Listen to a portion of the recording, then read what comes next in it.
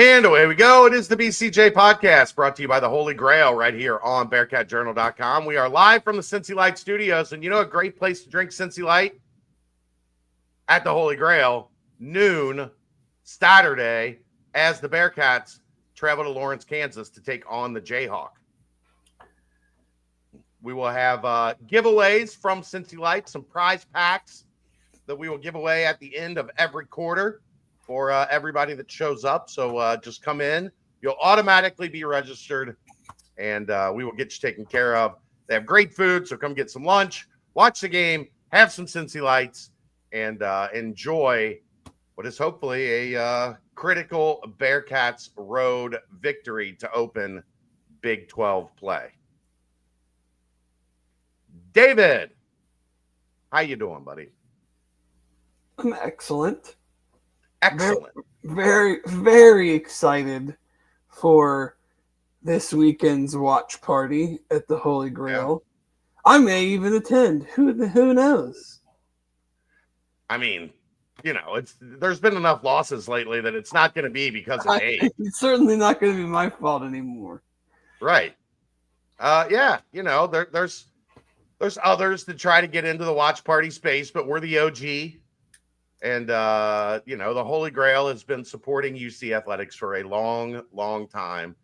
And, you know, that's what you want to do. You want to support the people that support UC and come down, watch the game with us. It'll be a great time. We'll have some giveaways from Cincy Light, and I'm looking forward to it. It should be a world of fun.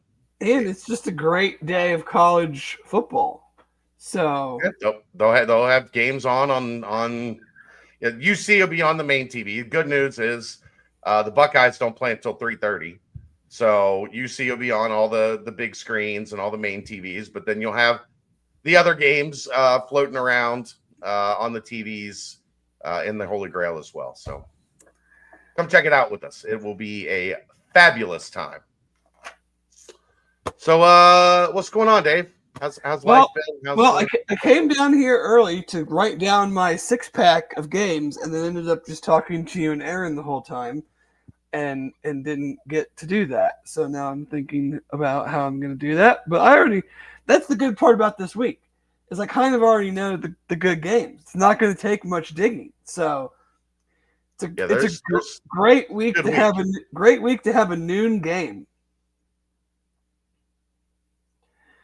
Because there's a lot of good ones at 3:30 and 7. The 3:30 and nighttime window is loaded this week. It's going to be a fun one. I'm excited to hear the 6-pack. Obviously, how's everything else? Life good? Sure. As good as it can be right now. As good as it can be. Nothing to type it up for like 30 seconds so I can type out this tweet. Can I do what? I'm sorry. Like tell us about. Talk about something. Talk about something. Let's see. I'll talk about the Ryder Cup starts on Friday. That's always one of my favorite. Friday it starts Thursday, doesn't it? No, Friday. Really? 3 days. Yes. That was a 4-day thing. No, that's the President's Cup. Yeah. One of my favorite events, attended as in a working capacity when it was in Louisville. That Sunday was quite fun. Big fan of that event. It has grown a bit more, a bit too, I think, commercialized, too luxury boxes and hospitality feel to it. But yeah, I mean, I'm not really that into it, but you have a baseball playoff race, pennant race, or wild card race going on right now. You've got some great college football this weekend. You have a great Big 12 game Friday night. You have a great day on Saturday, some golf. I mean, you got all sorts of stuff happening this weekend. It is quite the busy weekend. Kelsey's going to be gone all day Saturday. Lucky you. Yeah, the varsity has a tournament, but the JV and freshman teams have to go to this one. So I think I have to drop her off at 6:30 in the morning. which not fun. Not looking forward to that. But then I'll be free until like 8 o'clock at night. So there you go. But most of that time, Dave, I'll be at the Holy Grail watching UC play Kansas. And you should be there too. Not you, Dave, specifically, but the collective you should definitely be there as well. Let's get into to previewing Kansas. This preview, as we do every week, brought to you by Homefield Apparel. They have the greatest single collection of UC gear with the vintage marks. You name it. The block UC, the dunking Bearcat, the one the baseball team has been using from the 50s, which was awesome.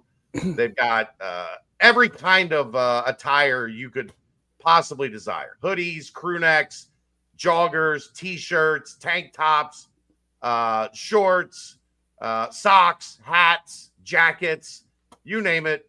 And of course, Homefield Apparel has it. All you got to do, go to homefieldapparel.com and they will get you taken care of. Just look up Cincinnati and you can get anything in the collection. I've been rocking the old school C-Paw here lately that you see down here in the bottom. There's the new tri-stripe crew neck that's out there. These two hoodies are my two favorite hoodies. The bomber jacket. So yeah, everything you could possibly want. That's just the tip of the iceberg as far as the UC gear goes. The platinum box is still up there. And go to homefieldapparel.com. They will get you taken care of for all of your UC gear needs. And, they've got red stuff. There's stuff in red, stuff in white, stuff in black. Whatever the color is at Nippert Stadium, even stripe the stands, you can get at Homefield Apparel. So homefieldapparel.com, make it happen. Dave, Kansas. Kansas is interesting to me because am I crazy to say they are, for me, I don't know how good they are. I think, like I thought through the first 2 weeks, this team looks pretty good. And then Missouri kind of threw off my confidence in that because Kansas got out to a hot start, and then Missouri just smoked them the rest of the way. Yeah, they did. I mean, Missouri, the middle of the second quarter on, Missouri dominated that game. They made up the deficit quick, and they pulled away. They had over 500 yards of offense. They ran it. They threw it.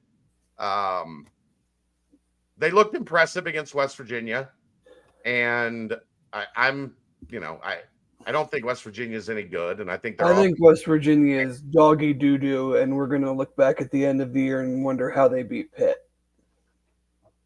Maybe Pitt, because I don't think Pitt's terrible. I mean, their best player was hurt for the vast majority of that game, but so is West Virginia's running back didn't play in that game either. But I'm a little confounded on Kansas as well. Digging into the I think they're good, but I don't know they're good. You know what I mean? Like, I think they're good, but I don't know they're good. And I'll get to this. Like, everyone that listens to this knows I kind of refer to three of the main, like, data metric type things: SP Plus, BCF toys, and K forward ratings. SP Plus has them at 27 with the 18th offense. For comparison, UC's at 48 there. BCF Toys has them at 28, and K Ford has them at 28, and then they have them respectively at UC at 43 and 42. Like, points per drive, they're very, very close. Yards per play, UC is way out ahead of them. UC 16th in the country in yards per play. Obviously, so much of that is based on the Northwestern State game. Drives. Okay, here's one. Drive success. Kansas is 38th. UC is 53rd. Like, 38th to me doesn't mean you have like a top 20 offense. Field position, they're very high. UC's very low. 7th to 118th. They are very good at special teams. They had a kick return for a touchdown last week. I don't think their field goal kicker has missed a field goal or extra point so far this year. you get into like adjusted EPA per play, and that adjusted EPA per play takes out, it's only FBS versus FBS. So like takes out Northwestern State, takes out Wagner for them. They're 45th, UC's 52nd. There was a graph on Game on Paper today that kind of had it broken up. You had the bottom line and the X and Y axis, and Kansas was about as right in the middle as you could possibly be, with slightly down to the lower left quadrant, which was bad offense, bad defense. UC was in the bottom right quadrant, which was good offense, bad defense. But none of them were like egregiously bad one way or another. But then when you take out, like I said, Kansas is 45th, UC's 52nd. When you do just EPA per play, we just factor in everybody you've played. Could have been a high school team, could have been the Bills. EPA per play, Kansas is 48th and UC is 24th. They've played one more game. They've played a pretty decent Fresno team, a good Missouri team, and I think a pretty bad West Virginia team. So, like, I'm trying to dig in. I'm trying to dig in even more. Okay. What am I missing that is telling me that this Kansas offense is according to SP Plus, is the 18th best offense in the country? So, I'm going to totally contradict what you guys talked about on Monday right here. Okay. About Kansas is not a good rushing team. Okay. What if I told you that in the only game that they have a positive EPA per rush is against Wagner, and it was still 0.04, which is for the 57th percentile? Fresno, they had negative EPA per rush, Missouri negative, and even West Virginia negative. I think they are doing their damage in the passing game, frankly. I don't think they're running the ball these numbers tell you they're not running the ball well at all. If you can't be positive EPA per rush against any of those teams, tells me that they're doing the majority of their damage in the air, in the passing game. You look at their last two games, they had a bye in between Missouri and West Virginia. Missouri, they had 0.04 EPA per play overall. Like, even with their very, very hot start in that game, that is bad. They had a 39% success rate and only had a 46% of their available yards. So, that's like, starting to drive at your own 30 and scoring, that would be you gained 100% of the available yards. So not even they weren't even getting half of their available yards. Then against West Virginia, they had a negative EPA per play in a game that they won going away, handily, 41-10. 36% success rate. So their success rate in that game was even less than it was. And that's not just rushing, that's offense. So their success rate in that game was less than it was against Missouri, and they gained 51% of their available yards. So, I don't know what goes into these formulas. None of that tells me that you're a top 20 offense in the country. Now, maybe I'm just missing something. Maybe they're certainly making their hay in the pass game. Their yards per dropback is very solid. It doesn't drop out or jump out as being some wildly high number. Jalen Daniels is one of the most efficient quarterbacks in the country so far. I still think it's a little early to kind of take that stuff to the bank. But so I'm just trying to figure out, okay, if they're not really running the ball great, they're not throwing it exceptionally.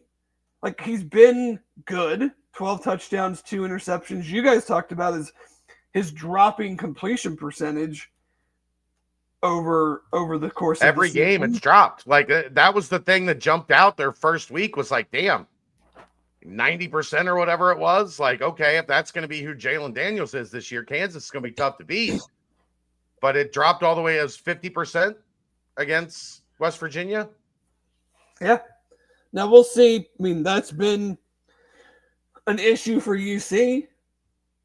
They're obviously have allowed a high completion percentage in the two games that I would consider, somewhat similar to a Kansas. Yeah. But yeah, I'm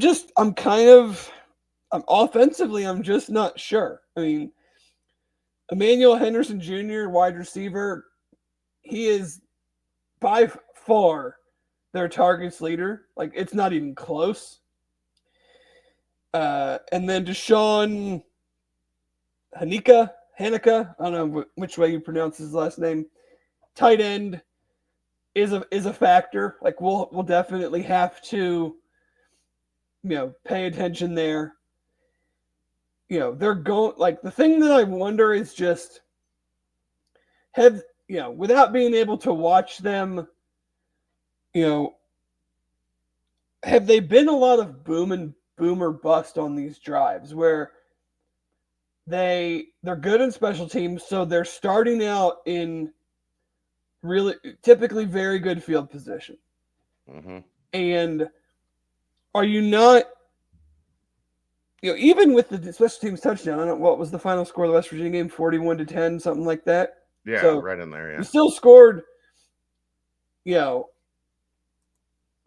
offensive touchdowns, but you didn't even you barely gained 50% of your available yards. So are you either, it basically sounds like they're scoring or it's practically having a 3 and out, which in that style of offense, it's not that it makes sense, but you get mismatches. You get a lot of pre-snap movement. You get a lot of, okay, we're going to flood this zone. You get a lot of isolation.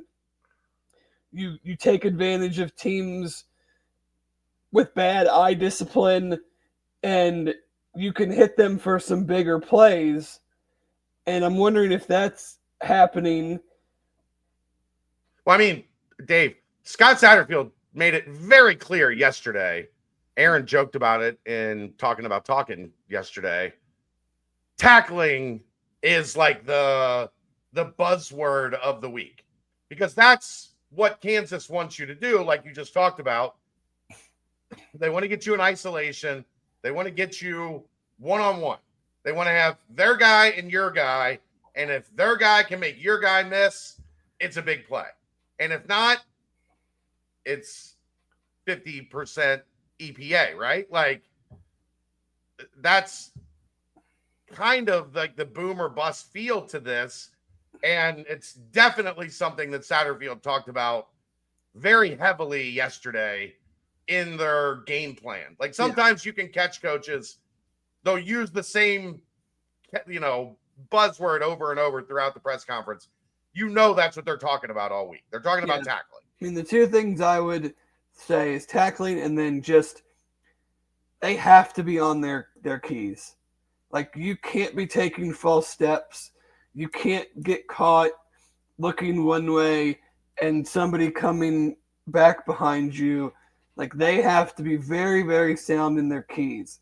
I think that the Kansas offensive line is very much a work in progress, and that might have something to do with the lack of running success. I think Keegan highlighted a particular player that I could go and get on the soapbox about PFF grades. I will not. But doesn't seem to be, at least in that grading criteria, does not seem to be having a very strong start to the year. Daniel Hinshaw is their main running back. He was injured last week. I don't know the status of him yet. I thought these injury reports were supposed to come out on Wednesday. It does. It is. Well, it's 8:20 on Wednesday night. Like, when? It'll be out in an hour and 40 minutes. Oh, really? 10 o'clock tonight. Every Wednesday. And that's like a league thing? Yeah. Oh. Yep. Okay. I guess it is to allow the West Coast teams. Oh, I guess that makes sense. To have their practice. And it's not, apparently, There's been some joking about this in the group chat with all the 24/7 publishers in the Big 12. Apparently, there was a stink made today. It is not an injury report, Dave. Oh, it's an availability report? It's an availability report. Okay. What are we doing? But yeah, it comes out at 10 o'clock tonight. 9 Central, the league is releasing the injury reports. I guess, but if you don't have a West Coast team in your game, why do you have to wait till 10 o'clock at night to... And also, if it's an availability report, couldn't I just put everyone as questionable? You could. That is something you could do. Look, we're all day to day, Dave. Yeah, exactly. Everybody's day to day. That's our standard operating procedure around here. So if Daniel Hinshaw is out, LaShawn Williams seems to be the main running back. He had a great game against West Virginia, 19 for 129 and a 62-yard touchdown.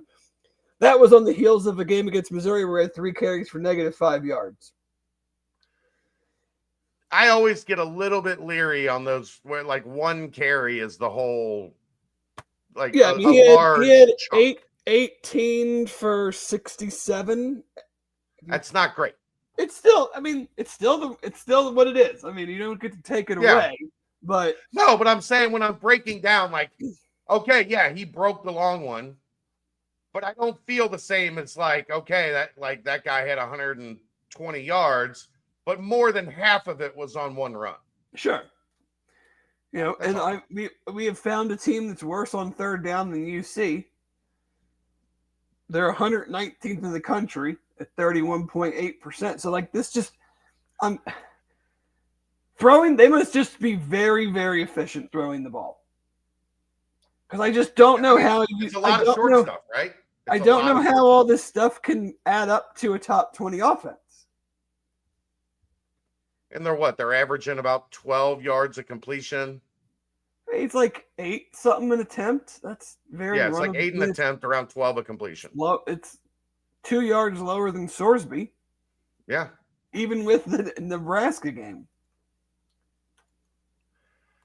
Yeah, that covers the Northwestern State game, adding in the Nebraska game where he did literally nothing. So offensively,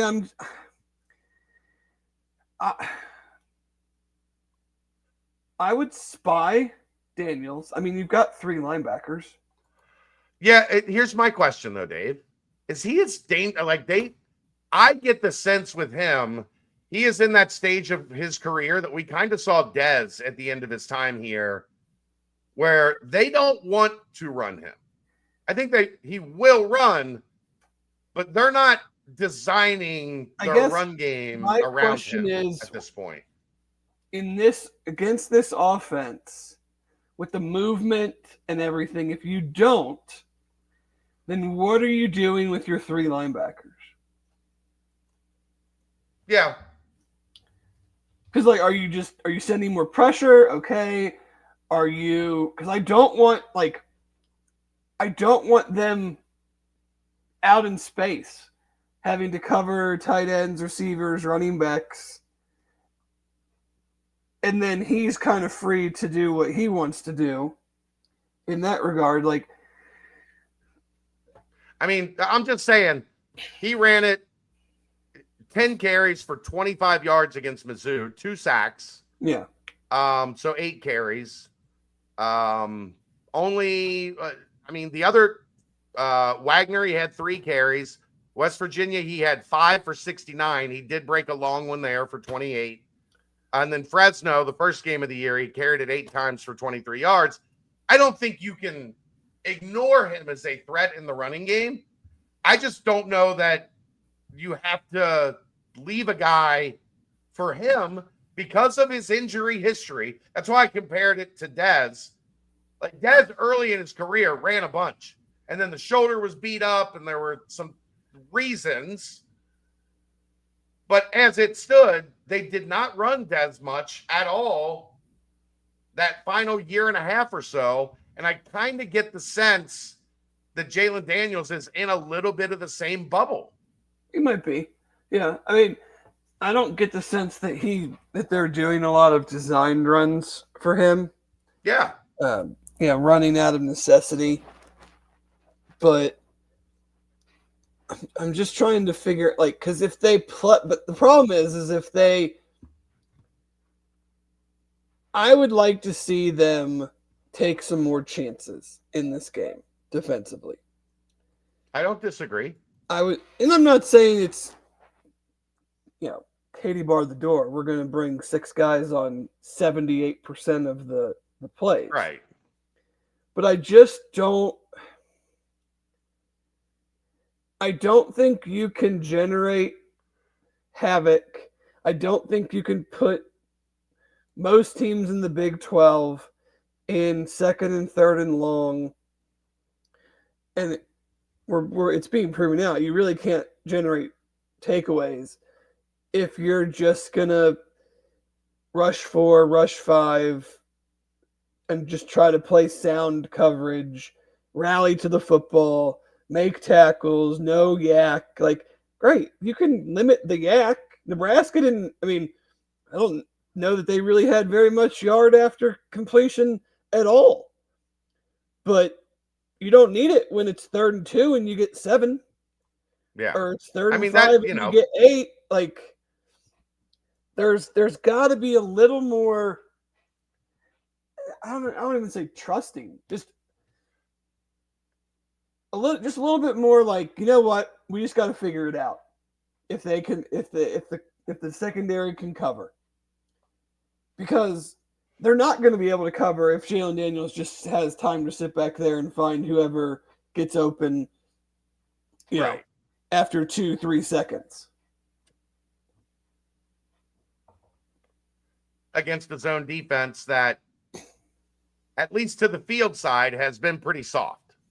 Yeah. The cushion has been pretty soft, and Daniel's a veteran guy. I would like to see, instead of 7 yards cushion on those plays, I'd like to, like, maybe 5, 4, like, at least get them in the same zip code, so it's not just free release, pitch and catch. We're gaining 4 yards. Like, we know we can gain 4 yards, 5 yards on any play that we want to. That's the part that's been frustrating for me. Right. Teams are completing 80% of their passes, and we know we can get 5 yards when we need it. Like, they need to do something to at least slow that down a little bit. Yeah, because, they're completing such a high percentage, and, like, we're not giving up splash plays in the passing game. So let's try to maybe, I'm not saying you sacrifice one for the other, but let's just see if maybe we can bring a little bit more pressure and still not give up explosives. Right. You got 3 safeties back there. You have 3 safeties and 3 linebackers on pass plays. At least one of those linebackers is going to be in coverage. Yeah. You'd think. So, what is your read on Daniels? Like, where are you at on him? He was really, really, really good. 3 years ago? I've been 3 years ago. Last year he was just beat to hell. Yeah, the year before that he was hurt. So it's been 3 years. I think he's pretty good. I don't think he's quite coming close to the 3 years ago guy that we saw. He was good the back half of last year once he got healthy. He was pretty damn good. Yeah. I don't know. I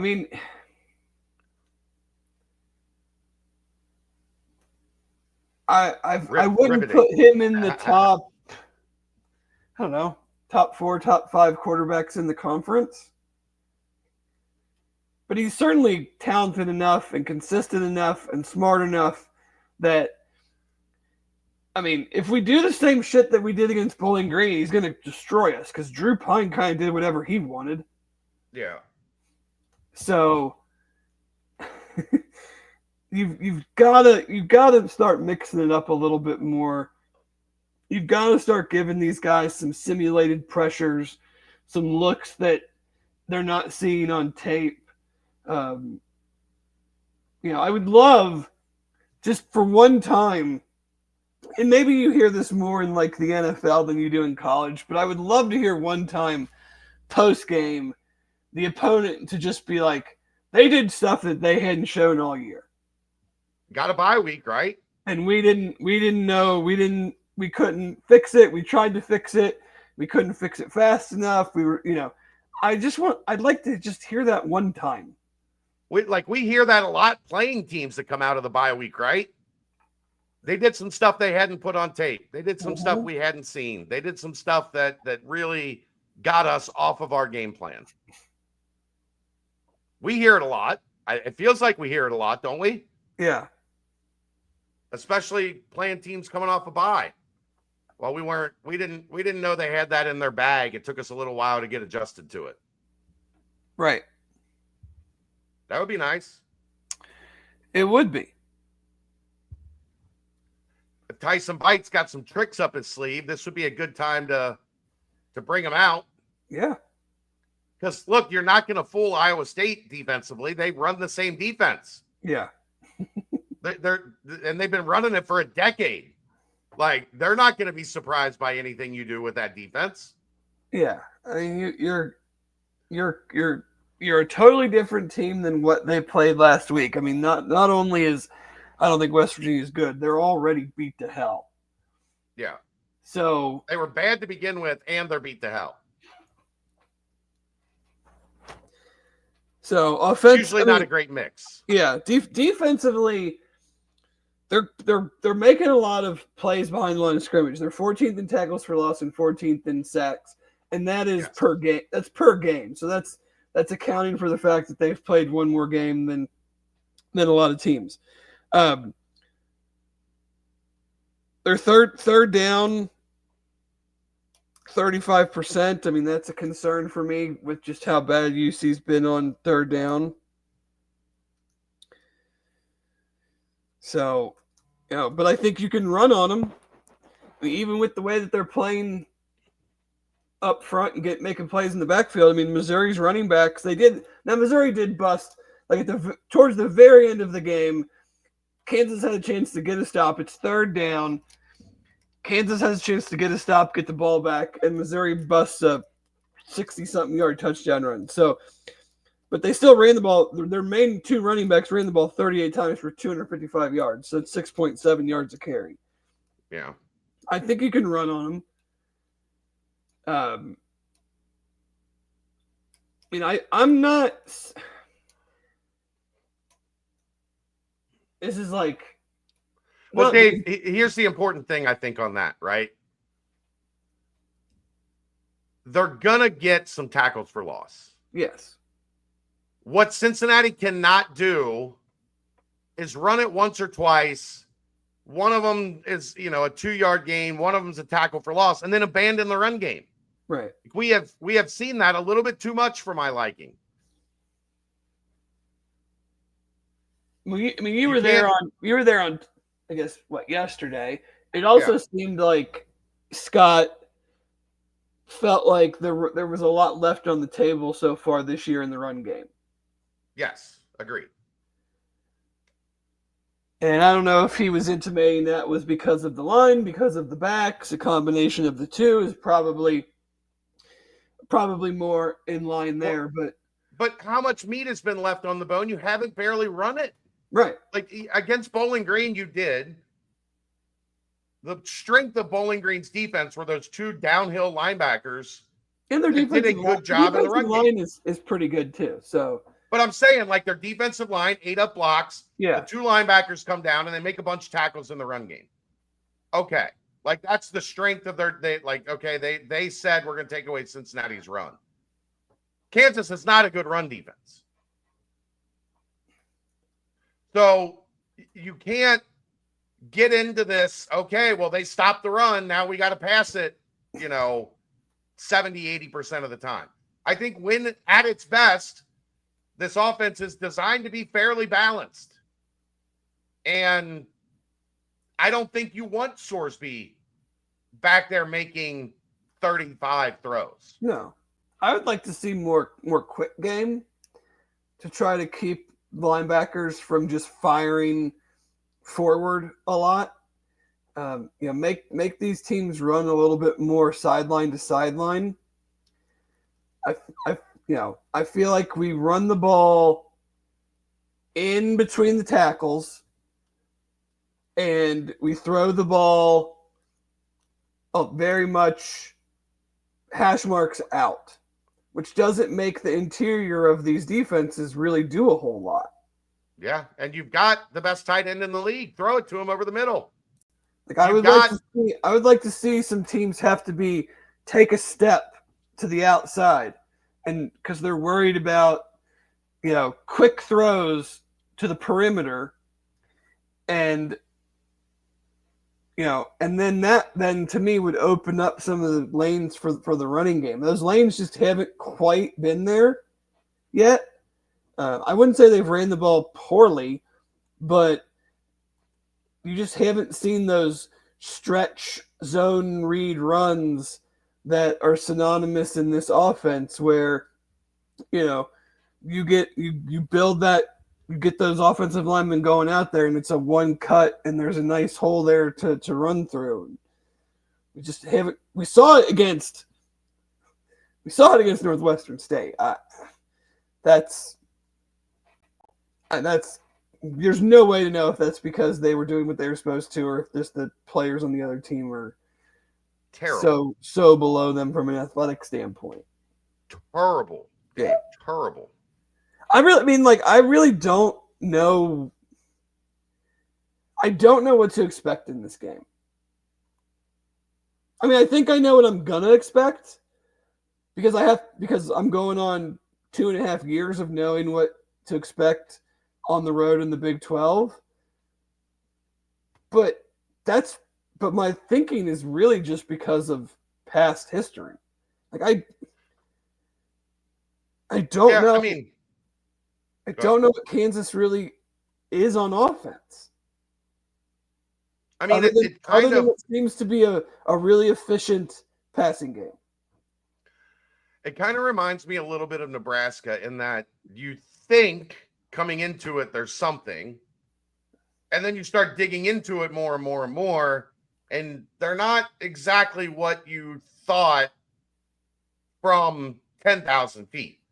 Once you get they were a totally different rushing team a few years ago, like when they had Jason Beam and Devin Neal and Hinshaw was the backup running back, and then even 3 years ago with Jalen and Devin Neal. Like there's a big drop off in running back production from Devin Neal to what they have now. So I can totally understand why you guys were talking about them being this high level rushing team. And just on the surface, the numbers say they're running it fairly well. Like when you're looking at yards and attempts and, just the surface level stuff, which is what I'm talking about. And generally that's how this goes, right? On Sunday, Monday, we're looking from up here.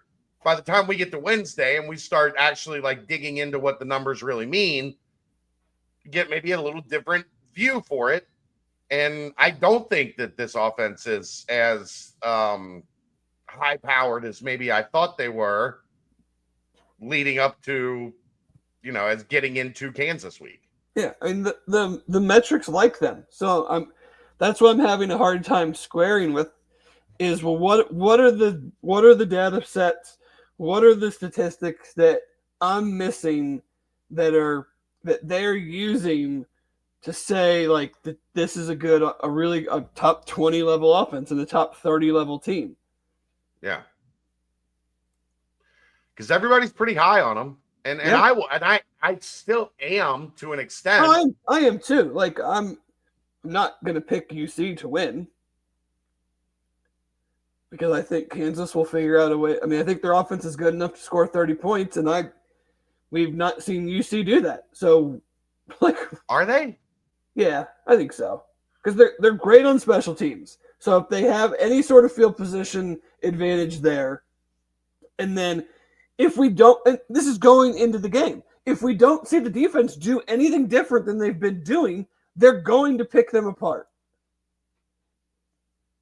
Yeah. I don't know. I just go back to Nebraska. Like Nebraska should have picked them apart, and they scored 20 points. Yeah. Like that's what this, that's what this defense lulls you into, is you think the numbers are going to say the other team had a good game, but then you look and the points don't match the numbers. If you go back and look at that Nebraska game, they had a back that had a really, really good game. They were efficient. Raiola had on paper, a solid game. The numbers say Nebraska had a really good offense that day, and they scored 20 points. Yeah. Now, that does get into a little bit of what we talked about. Like, the fear for this defense is bend but don't break is great until it breaks. Until you play a team that gets into the red zone and scores 3 out of their 5 trips there. Because inevitably it feels like you're going to let teams move between the 20s and then you want to hold them to 3, right? Like that's the philosophy, if you will. Well, there's occasionally going to be teams that get into the red zone 5 times and do more than score 1 touchdown. Right. So that, but the third down thing gives me a little bit of, like, Cincinnati's going to force a bunch of third downs. I think we know that. I think we're well aware teams are going to be in third down a lot. Now, is it 3rd and 2 or is it 3rd and 5? 3rd and 7. Right. I mean, they haven't been good on third down, and their touchdown percentage in the red zone is middle of the road, 73rd. UC's actually 4th. So that actually plays into what I'm talking about the way Cincinnati wants to play defense. Right. It does not appear that Kansas is one of those teams you just say they're going to take advantage of that. No, certainly not. I have to see UC play a level of defense that has to try to generate their own opportunities, has to put a little bit more pressure. And again, I'm not saying it's even a 50% pressure rate. Like, but we're now into the part of the season, looking at the schedule. Like,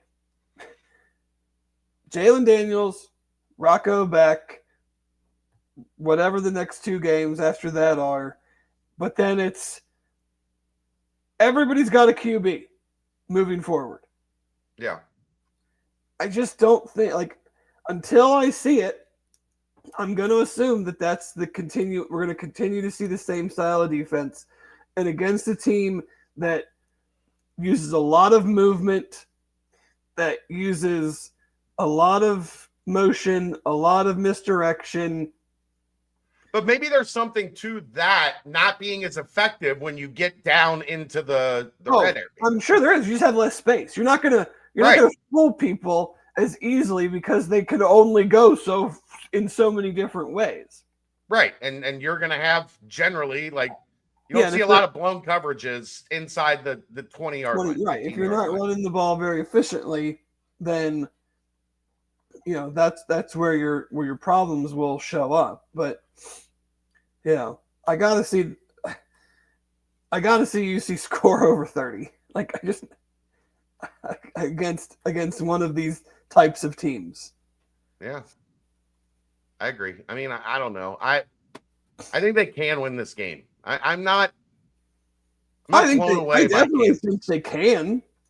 But at some point in time, if this thing's going to work, you have to eventually do it. Right, that's what I mean. Like, I think, depending on where you get the action, 5.5, 6.5 point dogs. Guess what the spread's probably going to be next week? Probably something similar to that, give or take. I won't even hazard a guess of what a spread against Oklahoma State will be by the time they play them. Yeah. What do you think the spread's going to be against UCF? Probably around the same thing. Plus +3, +2 Cincinnati, something like that, or Cincinnati favored by 2. I'm just saying, like, inside of a 1 score. Yeah. And then Baylor at home, who knows? Maybe that one. I'm not sure how good. I mean, I think Baylor's offense is good, but I don't know how good they actually are.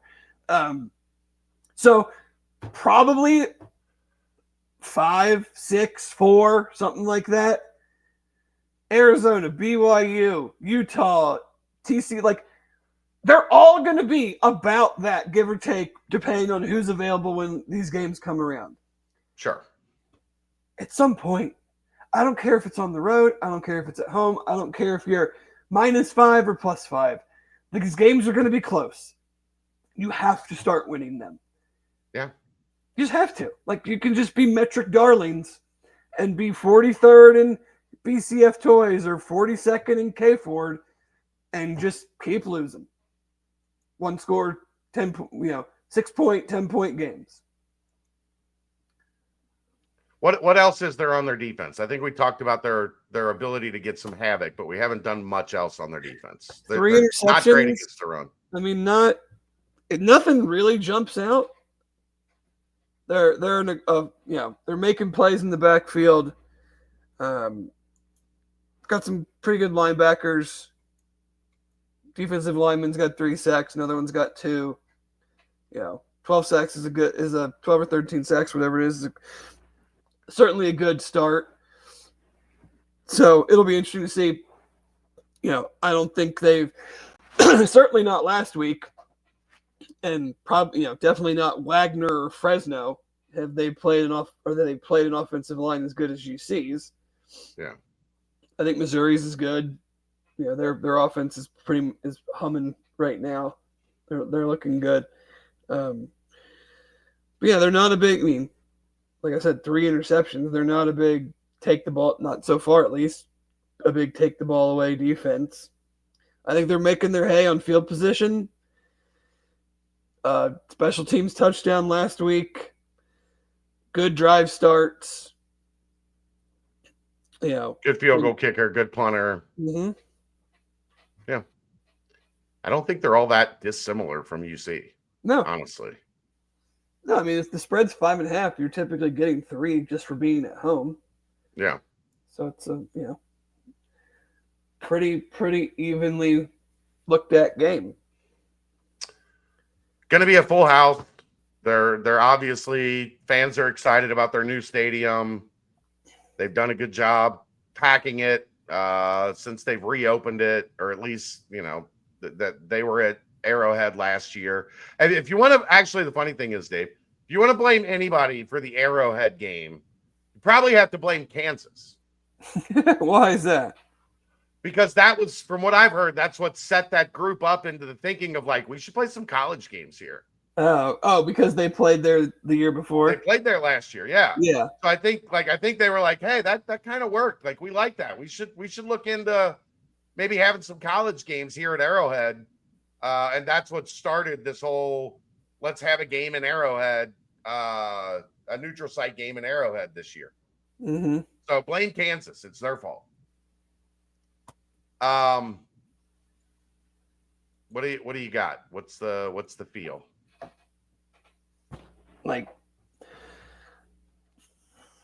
34-27 Kansas. 34-27. I think I'm going to do it, Dave. Oh, you're going to do it. 27-24 Bearcats.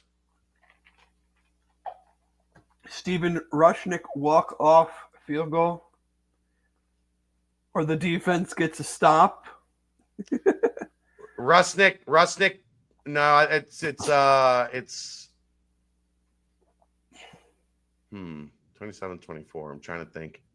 It's 24-20. Cincinnati scores with 3 minutes left to go to take the 27-24 lead, and then they get a stop. They stop Kansas trying to go down and either tie it or take it to overtime. Well, there you go. I don't know why, but I just have a feeling. I think this team can still be okay. But Dave, if they lose today or lose Saturday, they lose Saturday, and then they can't beat Iowa State at home, which I'm not going to have any faith in that one at this point in time because Iowa State is just a team that doesn't beat themselves.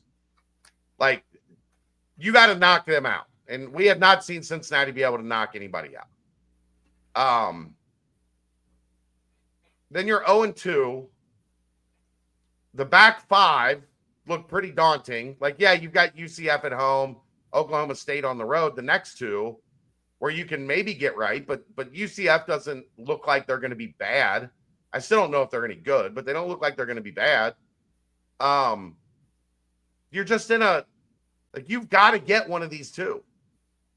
You've got to get one of these two to build any momentum getting into Big 12 play. And I don't have, as we currently sit, I don't know. I don't know that I like Iowa State, but I know their defense is good. And I know they got a quarterback that figures out a way to win. I know what I'm getting from them. I don't know what I'm getting from UC yet.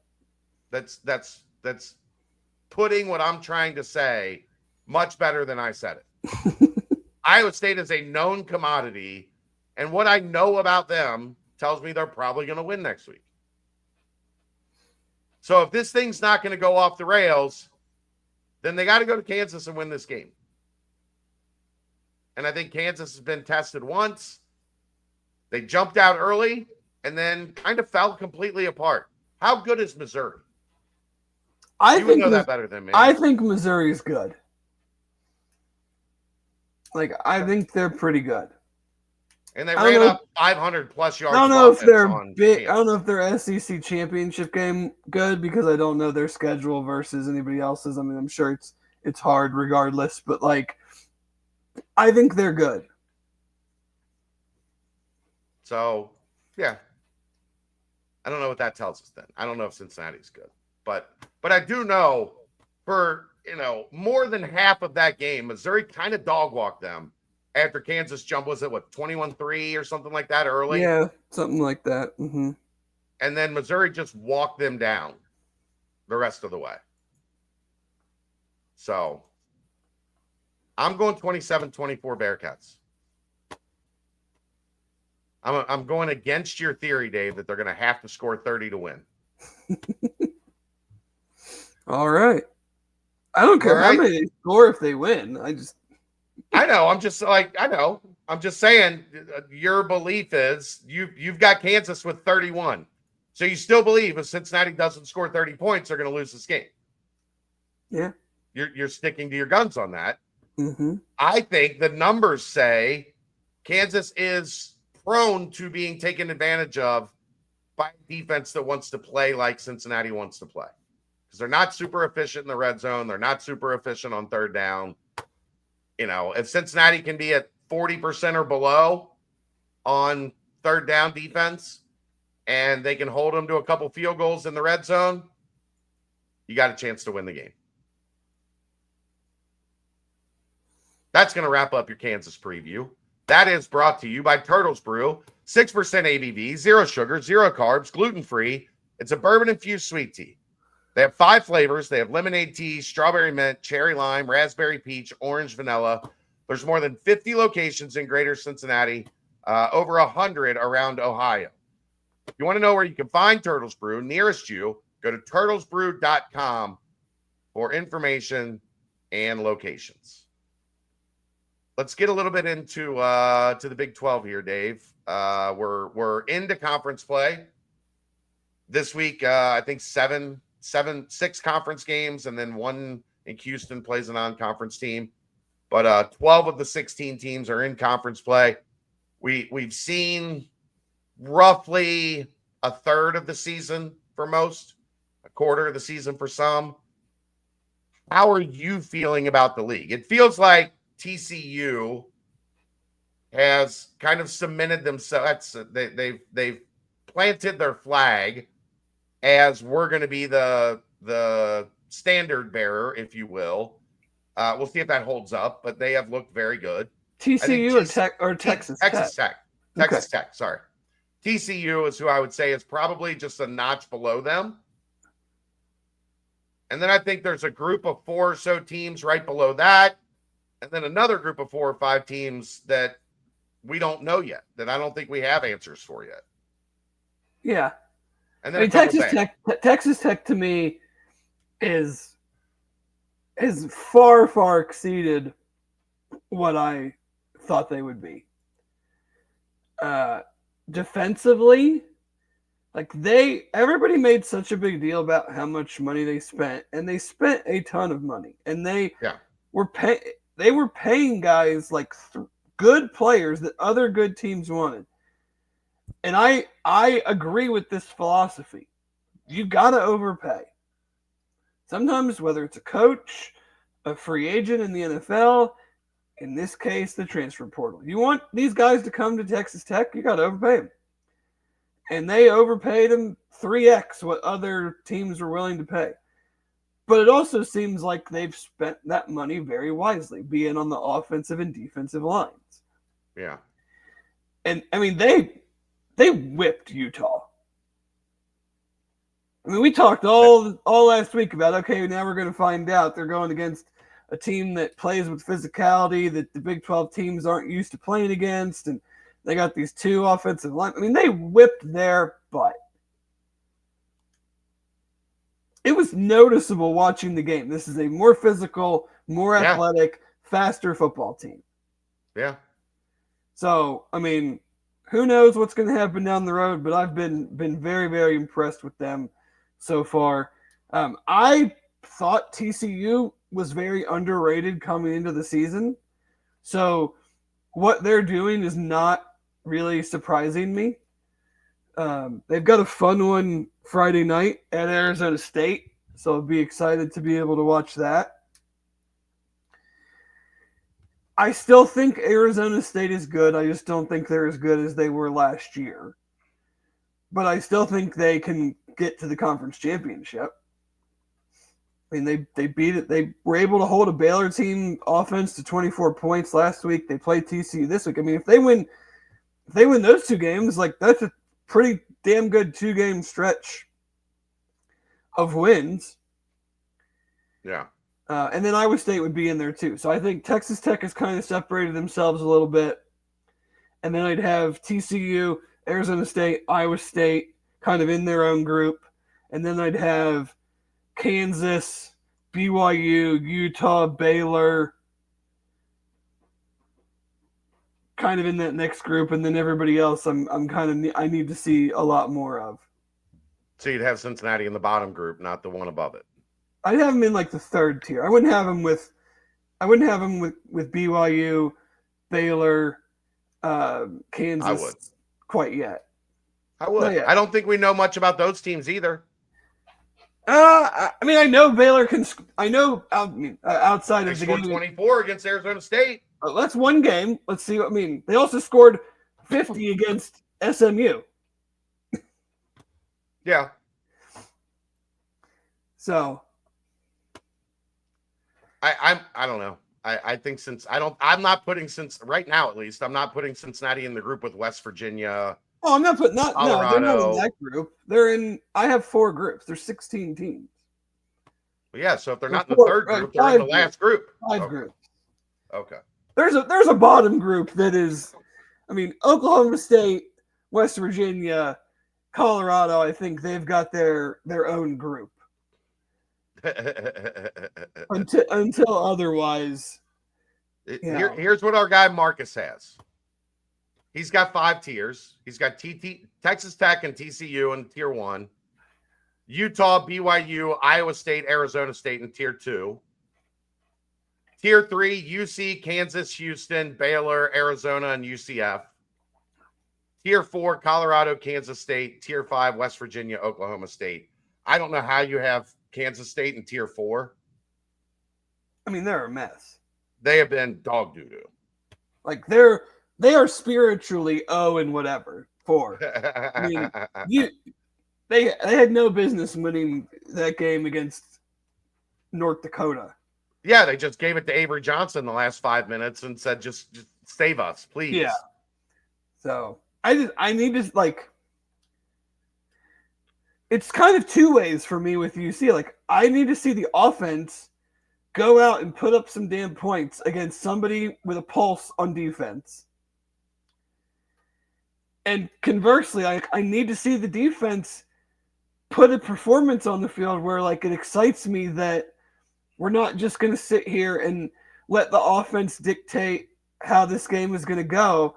We're going to be a little bit more aggressive. We're going to get I mean, they have one takeaway. Yeah. In 3 games. And that one, I don't like. It was against Northwest State. How many Big 12 games do you think they're going to win? Even if UC only has 1 turnover, if you're not forcing any, how many? Like yeah.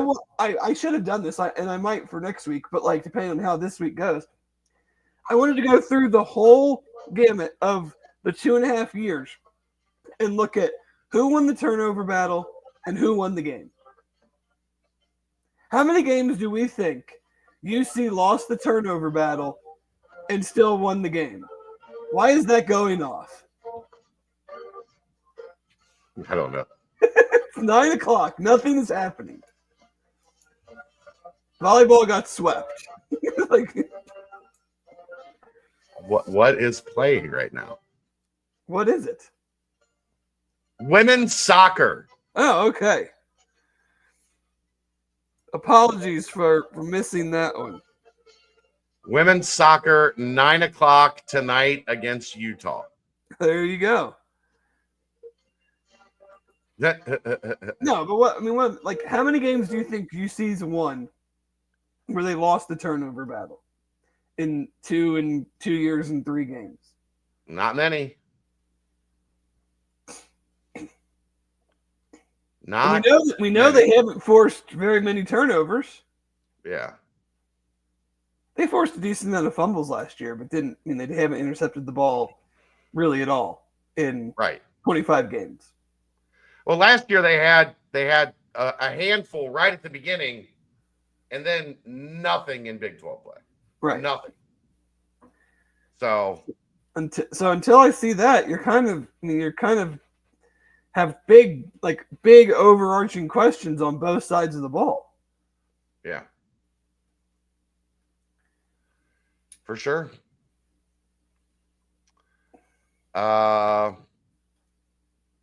Anything else on the Big 12?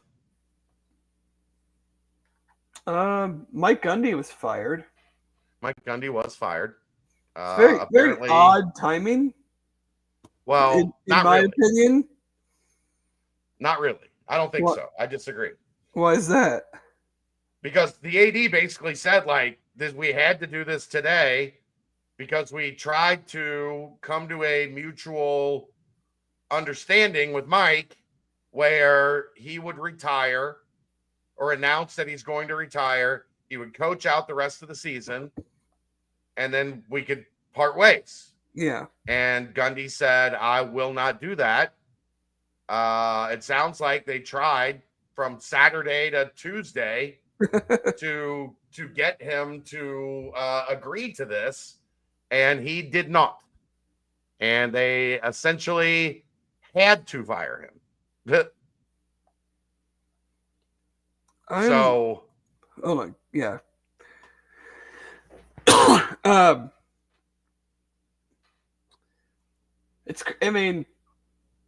Look, I don't think there's any, like, they potentially have the most resources in the league. No, Texas Tech does. I think if they wanted to use, the billionaire, yeah, but they've got one too, right? I think they've already used all his money. He's long gone. Yeah, but he's still got a lot of money. The money still exists somewhere that they could tap into, I'm sure. Like, maybe they don't have as direct of access to it because it's been dispersed a little bit than they used to have, but they're let's just say they're way up there, Dave. Yeah. Like, that is not a resource, like, it's not a program searching for proper resources. No. So it'll be an interesting look to see who is interested in that job, like what direction that thing goes. I'm trying to find a quote from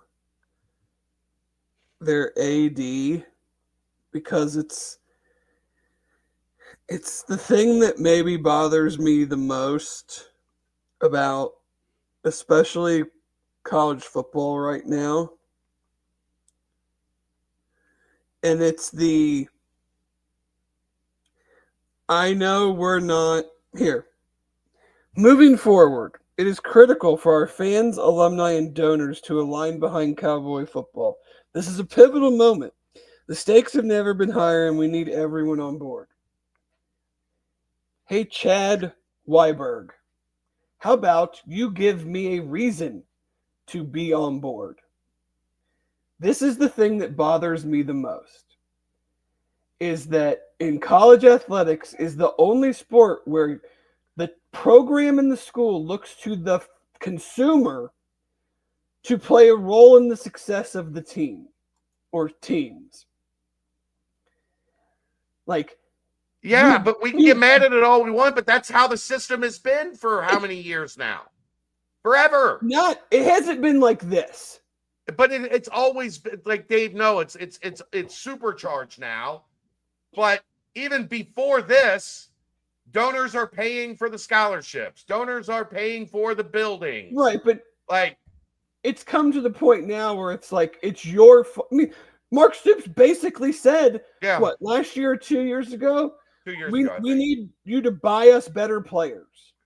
We're not good because you're not buying us good enough players. Not my responsibility.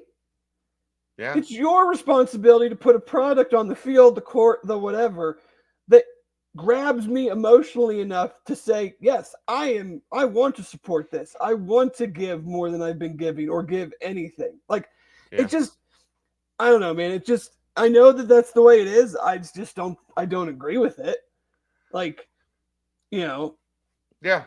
I'm not saying you have to agree with it. I'm just saying that's we can't expect it to change. We just lost to Tulsa. We lost to Tulsa, for God's sakes, but we need you guys to support us. No, how about you not lose to freaking Tulsa and look, I have been on this road. I've been on this bandwagon forever. That the NIL, the collective stuff, it's just banana land. It's just banana land. You have to pay the players. We're making all the money. We're getting the TV contract money. We're getting the revenue. We're selling the tickets. We're selling the merch. We get all that money, but you need to pay the players. Right. That's fucking stupid. Yeah. But these people are always going to think like that because that's always been how this works. Well, I mean, I think it is supersized now, but we're seeing a little bit of it. We're seeing a little bit of it with Virginia Tech. Yeah. And guess what happened? For those that haven't seen, the university ponied up. Yep. Whit Babcock told them how bad it was and how far away they were from who they think they're competing against in the ACC. And what do you know? The university just found $50 million to give to now they're going from 150 to 200 because there was a $50 million gap in athletic spending. Yeah. So that's the part that bothers me. You have the money. You can support your athletic programs. You just choose not to. Yeah. I always laugh at you can't add fees into college. College students shouldn't. You ever looked at what college students are paying? They're not going to miss an extra $60. I promise. With the bloat that is put into what a kid is charged for college. You're already charging them such a ridiculous amount for whatever you want to call it these days. Right. They're not going to. Their parents. Their student loan that they're going to be paying off for 30 years is not going to be devastated by the extra $60. But that's if you want to spin this directly to UC, that's something that kind of bothers me is we keep hearing and we keep talking about they're not even getting a full share from the Big 12 yet. Okay, then why isn't the university ponying up the money to give them They a are. full? I mean, even more so. Well, I'm not going to get on UC for subsidizing stuff because they've been subsidizing their ass off for 15 years. They have been. 10, 15 years. But here's the blunt reality of it is, if they don't keep doing that and doing it at a higher level, you're looking at a Virginia Tech situation, but worse. Yeah, where all of this was for naught. Yes. So, great. We're in the Big 12. Congratulations. If you're not going to spend the money to compete in the Big 12, then what's the point in being in the Big 12? Yeah. It's fair. I'm not going to get on UC specifically for subsidy stuff when they have been one of the programs leading the charge on that, so that they could act like a big boy when they weren't, in fact, in position to be a big boy. But now you are in the big boy thing, and now you're not going to do it? Yeah. Like, you just have to keep doing it. Right. That's the lot. That's the place you are in this landscape. I mean, I think I said it whenever we first talked about Witt and his 68-page PowerPoint thing. It was like their budget was like $122 million, which is 10 to 12 million more than what UC's is. And that was good for 14th in the ACC and 80 million roughly behind Clemson, Florida State, North Carolina. And guess what? Texas Tech, Oklahoma State, BYU. I can't imagine Utah is going to allow BYU to outspend them now that they're in the same conference. TCU, Baylor. I mean, yeah. So great, we're in the Big 12 now, and maybe there's not a team with a $200 million budget like a Clemson or a Florida State. There's going to be. Right, but I bet there's some in the 160 to 180 right now. Yeah. And we're in the little over 100. How are you going to – I mean, you can rev share your face off, and you can ask for donors for money all you want. You're not going to bridge that gap. Yeah. It's an interesting world to be in. Like, you're there now. You're where you want to be, but how do you plan on being more than just there? Yeah. Yeah, for sure. I think some expectations are too high. I think the scouting and general manager infrastructure is correct. The fact that the results are not following the Indiana case aren't indicative of failure. I agree, Thrifty. I have been in that boat that this was going to be harder than people were willing to deal with, willing to accept, adjusting back to this level, because it took time for Cincinnati to adjust to the Big East level. They got it right and had, a very solid run of success there. But teams weren't spending, to Dave's point, in 2006. The gap was not tens and tens and tens and tens of millions of dollars. They just weren't, like, the spending was not that. Cincinnati wasn't anywhere near the level that the Big East teams were spending, but the scale was a lot smaller back then than it is now. Yeah. Substantially smaller.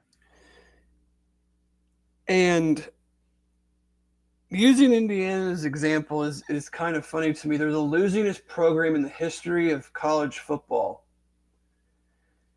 And yet they were able to flip it in 1 year and go to the playoffs and are on pace to go to the playoffs again.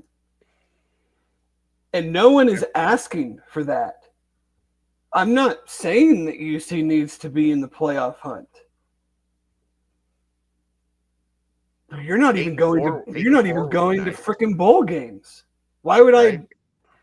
Expectations are not too high. Our expectations coming into the season was like 7-5, 8-4. Yeah.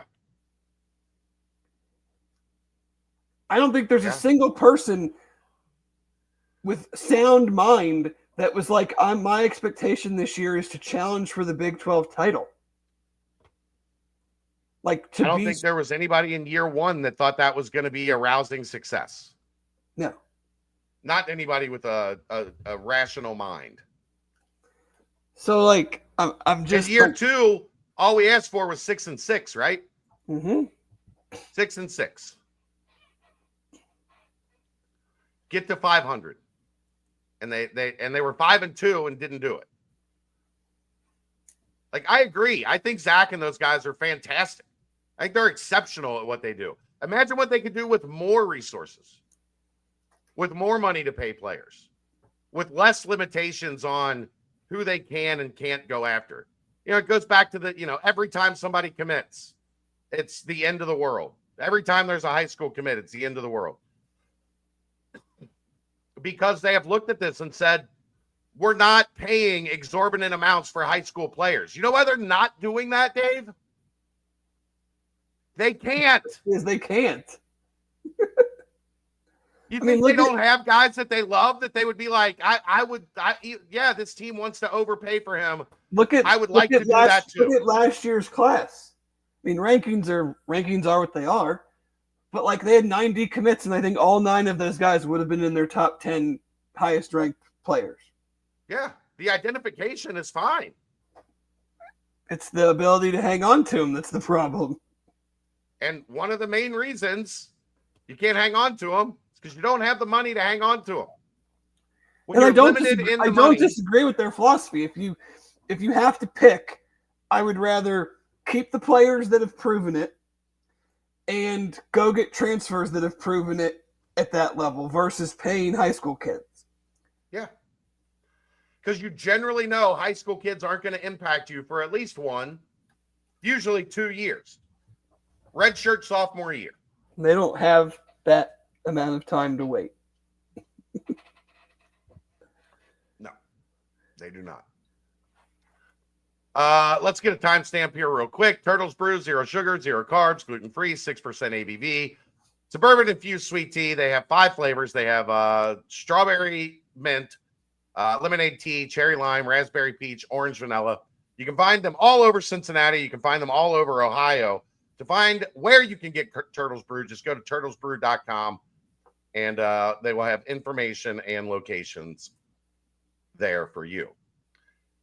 Dave, basketball practice has started. There you go. The schedule is out. It is. Which of those things would you like to tackle first here? Practice. The schedule is the schedule.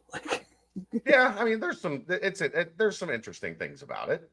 I want to give a mea culpa, Dave. What's that? I went on a little tangent last night on the nightcap about the weekend games on the schedule. What? I honestly haven't even looked that close yet. Are there like no home games on the weekend? So there are 2 Sunday games on the weekend. You'll love this. One of them on Super Bowl Sunday. Tons of people will be locked in on that. Well, I mean, I think the nice part is they're not going to have to worry about the Bengals being in the Super Bowl. Probably not. So I think people will have a little bit of free time.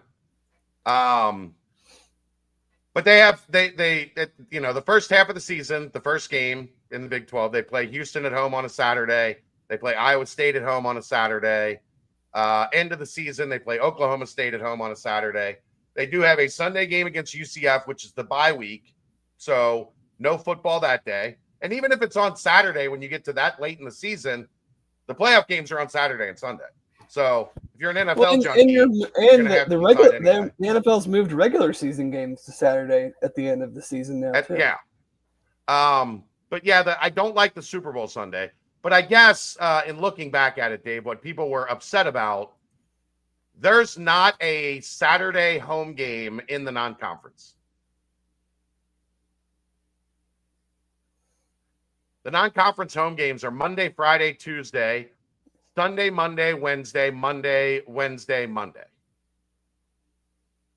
If you're a season ticket holder, I understand. What? I mean, why?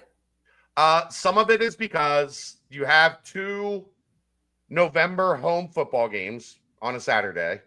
Okay. Which those are really hard. It's almost impossible to schedule those because I mean, You don't Like- know the start time. And Like parking logistics. I mean, yeah, it's not. So that Right. wipes out 2 of the November dates. And then you have the Louisville game is on a Friday at US Bank Arena. Xavier game's on a Friday at Xavier. Georgia is on a Saturday neutral site. Clemson is on a Sunday neutral site. So those are 4. And then the other 2, that's 6. Then you have Christmas and Thanksgiving. Like those are your 8 weekends through the non-conference. Yeah. But if you're a season ticket holder, basically what I said last night is there's 11 weekends through the Big 12 slate. You get 5 home weekend games, 3 of them on Saturday, 2 of them on Sunday. Like, what are we complaining about? Like, Right. But from the perspective of I bought season tickets and I only have 5 weekend home games from November to March, I get it. I get a little bit of being upset about that. I get a little bit of that. So that's a mea culpa because I was just looking at the Big 12 side of it and thinking that's not bad at all. Like that's entirely reasonable for a Big 12 home slate. When you add the non-conference into it, like there are reasons that they don't have Saturday home games, but it's also like why people are pissed that there's 3 neutral site games. When 1 or 2 of those could have been a marquee Saturday game at Fifth Third Arena. So that's my bad. I will walk that back because when we make mistakes, we walk them back here, Dave. And I think I made a little bit of a mistake there. I was a little too harsh because I was just looking at the Big 12 home games. Anywho, Dave, I like this roster. I like it quite a bit. I like it even more now that I am hearing some positive things about Jordi Rodriguez and his ability to add perimeter shooting from the 3-2-3, wherever you play him. My guess is 3. I don't know that you necessarily want him guarding Big 12 twos as we get into the season. But I think you've got 3 strong options at guard between Day Thomas, Kirk Risa, Keyshawn Tillery. Keyshawn obviously being maybe the biggest unknown on what type of impact he is going to be able to have. I would say maybe. I think definitely. Yeah. Well, I mean, Abayev still. There's questions about Abayev. I thought you just meant from the guards.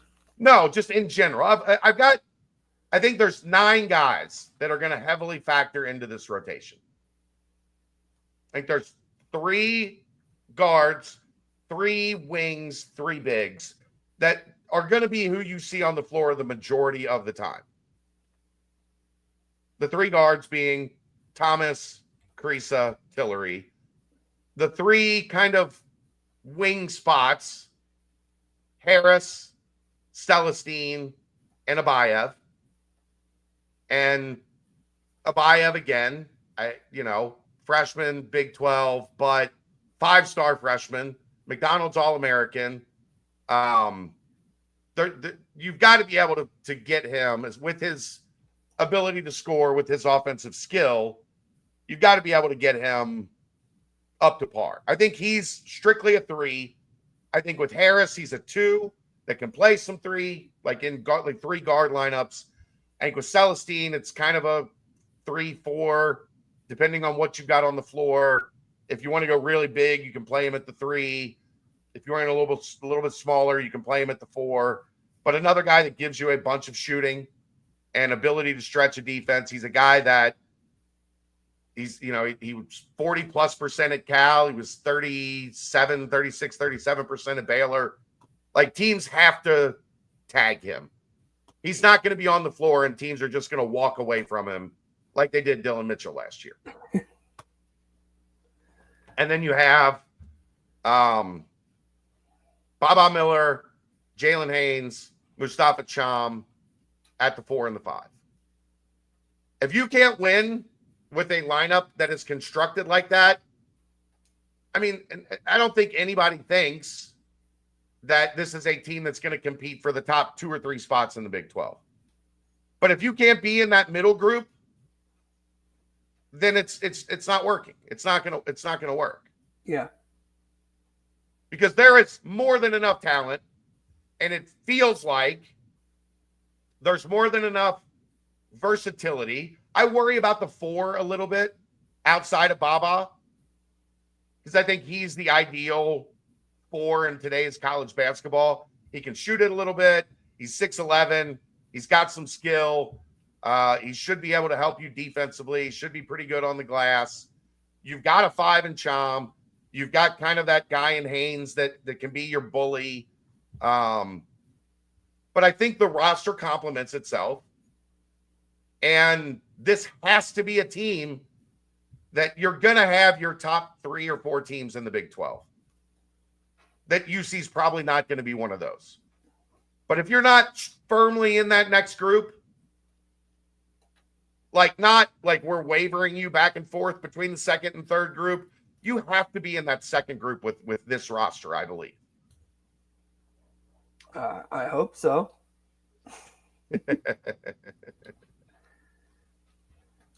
That's all you got? You hope so?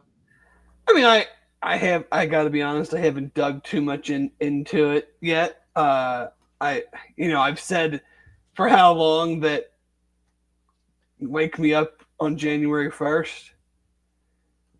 I got to see it. January 3rd. Well, January 3rd. I got to see it. When Houston comes to Fifth Third Arena.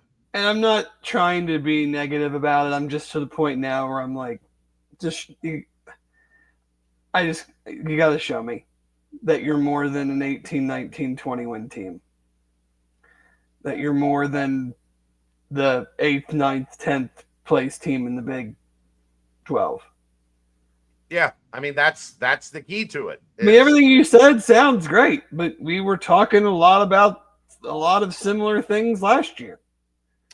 Yeah, but one of the fears last year was, okay, Dylan Mitchell's here. He's going to play in retrospect, maybe the right thing to do was like Dylan Mitchell's going to play more 5 than we envisioned. Yeah. So that I think where they screwed up ultimately is you brought Dylan in, you moved Seamoss to the 3, you moved Dan to the 2. And those 2 guys clearly, for whatever reason, that did not go well. It did not go well. Big Slime, we'll do a basketball prediction show. When basketball season is close. Yeah, we're just at the start. We don't do the football prediction show when camp opens. We do the football prediction show, right? We'll have information. I don't know why they haven't announced the Michigan scrimmage exhibition game. I still think that's going to happen. If it falls through now, you got trouble because then you're only going to have one. The Arkansas announced theirs. That's on October 4th. Or October 24th. Sorry, October 24th. In Fayetteville.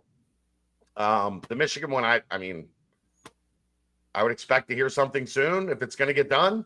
That it's not that far away.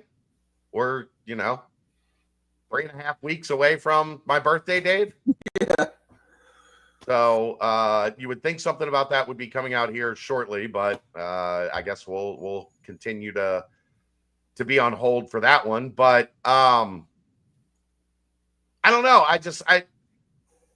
You got to make hay this year because I do think like there were some concerns last year. The thing last year was there's enough talent to win, but the talent never clicked, and you could find a million reasons for that.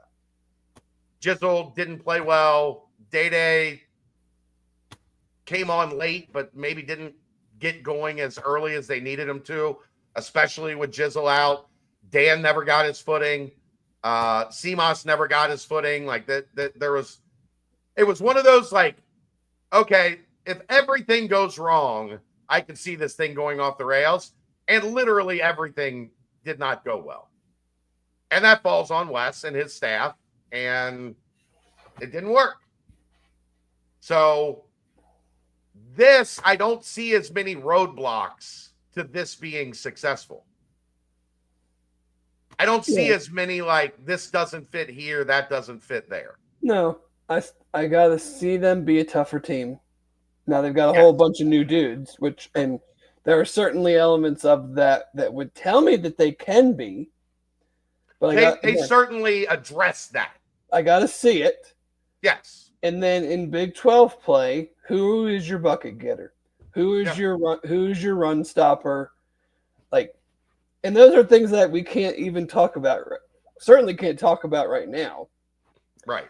But you really can't talk about until you see them play several games against like competition that puts them in situations where that has to show itself. So that's kind of why I've just been on this. I'm not trying to punt on it. It's not a bit. Like, I don't like. I'll have an opinion when we start playing teams that matter. Yeah, I mean, I don't have that answer, Dave. No, and I wouldn't expect you to at this point. I mean, but when Sean Kilpatrick was on the roster, we knew. Right. When Jared Cumberland was on the roster, we knew.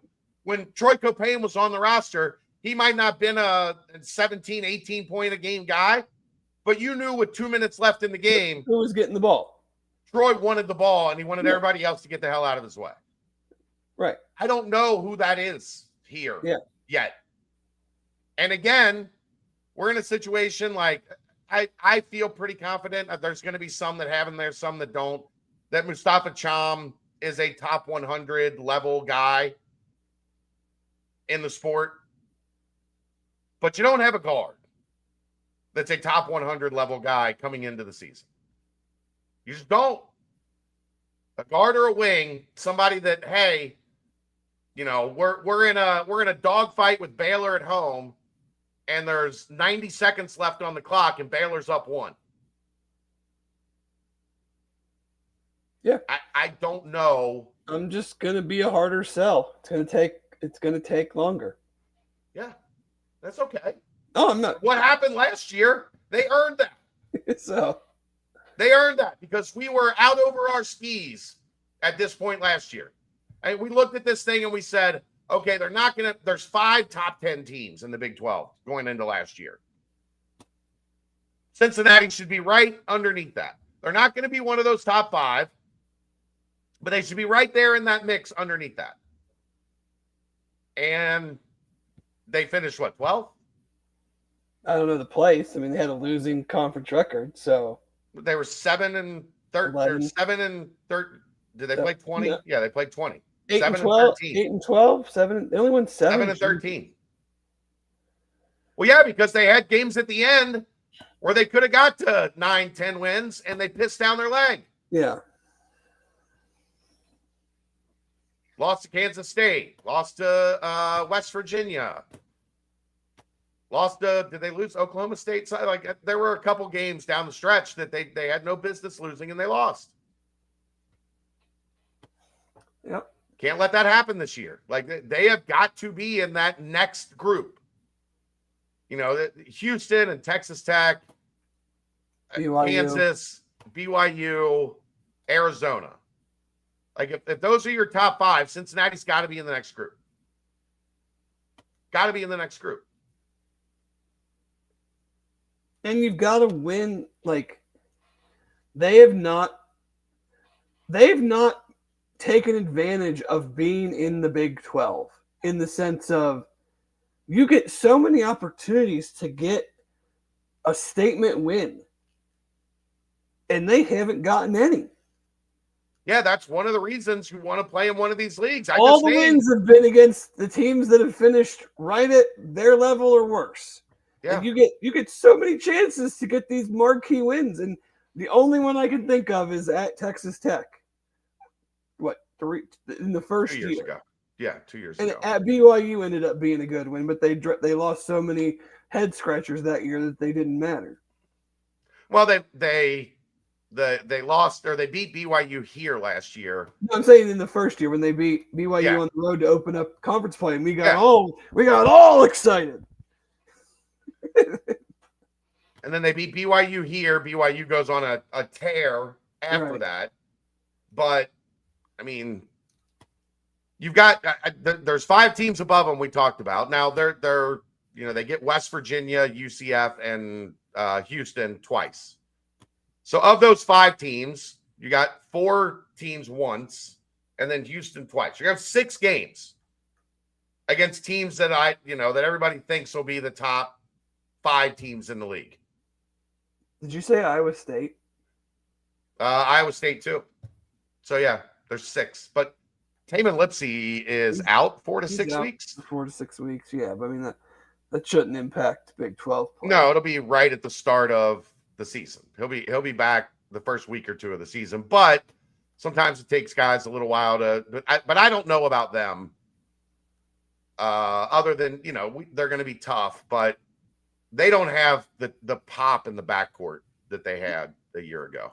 They still got Milo. Yeah, their front court will be good. Yeah, they just don't have. I mean, they had 3 guards that could put 20, 25 on you at any point in time last year. So, yeah, but find a way. Find a way, Dave. Yeah. Find a way.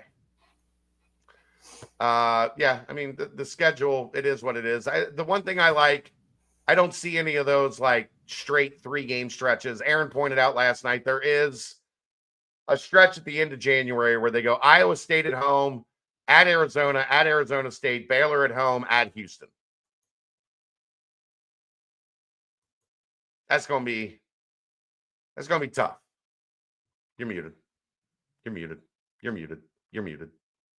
Sorry, I must have hit something. I don't really look at the schedule that way anymore because you're playing in this league. There's gonna be a hard run. But I'm saying they've got that one stretch, and then everything else is like a winnable game, and then a tough 2-game stretch, and then a couple winnable games. Like you shouldn't be in a position. Most of those teams that were going winnable game, they're probably looking the same way at us. I mean, why? Of course they are. Why are we thinking that that's winnable? I mean, you won 7 Big 12 games last year. Yeah. Fair. But if Cincinnati wants to get where they want to get, you have to be able to take down Colorado and West Virginia and UCF. And let's be honest, they got to be way better at home. Yeah. Home games, Dave. Houston, Colorado, Iowa State, Baylor, West Virginia, UCF, Utah, Oklahoma State, BYU. Like, obviously, Houston, Iowa State, BYU are going to be tough. I don't know about Baylor. I don't think they're going to be great. So I think they should be right in that Cincinnati range. They'll be great at TikTok. They will be great at TikTok. They will be great at TikTok. But the Baylor one, there'll be a lot of tickets sold for that one. Everybody's going to want to come say hello to Dan. Say hi to Dan. He did really well. They had a foreign tour. I think Dan was in the mid to upper teens every game on their foreign tour. That's great. Good for him. But all right, you got anything else? Oh, 6-pack. Six pack, buddy. The Cincy Light Simone 6-pack. Where can you get a Cincy Light? You can get a Cincy Light Saturday noon at the Holy Grail. I'll have Cincy Light prize packs to give away, and you can just hammer Cincy Lights as we watch the Bearcats take on the Jayhawks. Cincy Light 6-pack, Dave. All right.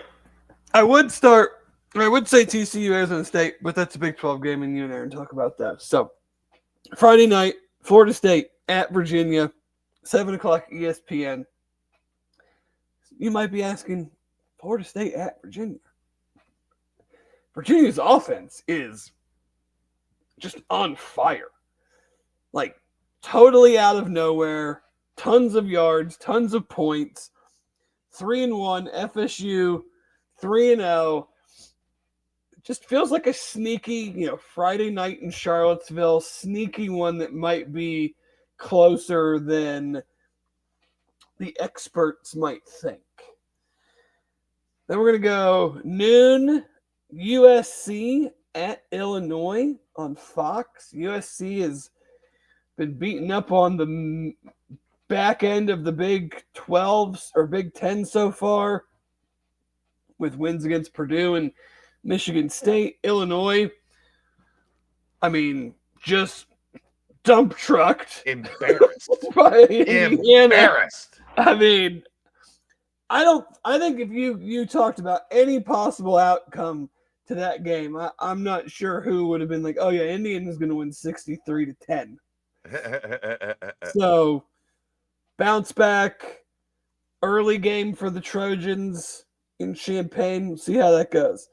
LSU at Ole Miss, 3:30 on ABC. We've got some great exterior drama happening right now with Lane Kiffin's daughter potentially dating the linebacker for LSU.